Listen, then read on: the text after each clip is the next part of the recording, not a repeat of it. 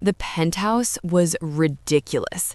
Floor-to-ceiling windows overlooking the city, marble everything, furniture that probably cost more than my entire apartment. This wasn't just wealth. This was generational, don't even think about it money.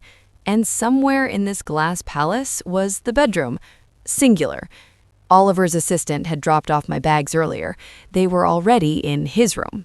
Our room. Whatever. "Your things are in the closet," Oliver said, not looking up from his laptop. He'd barely spoken to me since his driver picked me up. Left side, I took the right.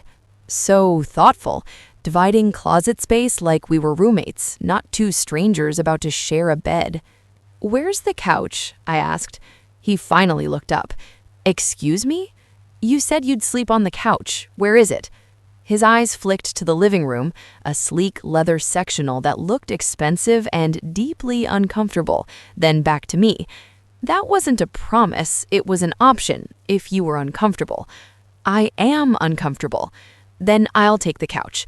He said it so simply, like it was nothing, like sleeping on a designer couch in a $1,000 suit was perfectly normal. I should have said thank you, should have accepted and gone to bed. Instead, I said, "This is insane." Oliver closed his laptop, stood, crossed the distance between us until we were too close for strangers, too far for anything else. "Is it?" His voice was quiet, controlled. "You signed a contract. I'm honoring it. What part of this is insane?" "The part where we're pretending this is normal."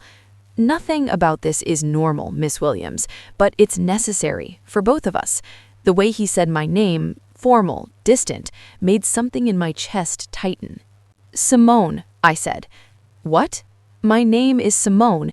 If we're getting married in 2 days, you should probably use it." Something shifted in his expression, barely noticeable, but there. "Simone," he repeated, testing it, like he was signing another contract. "Then you should call me Oliver." "I know your name." "You know Mr. Bennett, the CEO, the scandal." He stepped back, giving me space I didn't ask for. "You don't know Oliver." "And you want me to?" He was quiet for a long moment. The city glittered behind him through the windows. 45 floors up, the world felt very far away. "I don't know," he finally said, and for the first time since I met him, he sounded uncertain, human. "The bedroom is through there." He nodded toward the hallway. "I'll take the couch tonight. Tomorrow we'll figure something else out." "Oliver, good night, Simone." He grabbed a pillow from the bedroom, a blanket from the closet, and disappeared into the living room before I could argue. I stood alone in his penthouse, our penthouse for the next year, and wondered what I'd just agreed to. The bedroom was excessive as the rest of the apartment. King-size bed, more windows, a view that probably added $1 million to the rent. I changed into my pajamas, old NYU shirt, cotton shorts, and felt wildly out of place. The bed was huge, cold, empty. I lay there staring at the ceiling, hyper-aware that Oliver was 20 feet away on that awful couch, probably not sleeping either. This was temporary, transactional. 1 year and I'd have my company back, my life back. I just had to survive sleeping in a billionaire's bed while he slept on the couch. Easy. Except 3 hours later, I was still wide awake, and I could hear him moving around in the living room, shifting, uncomfortable. This was ridiculous.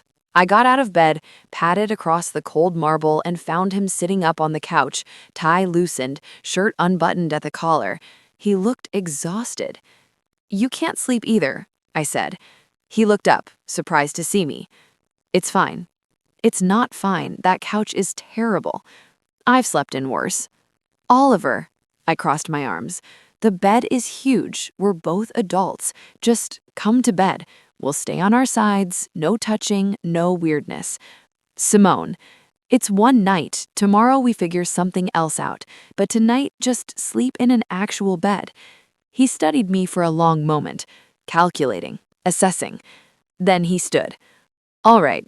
We walked back to the bedroom in silence, climbed into opposite sides of the bed, an ocean of expensive sheets between us.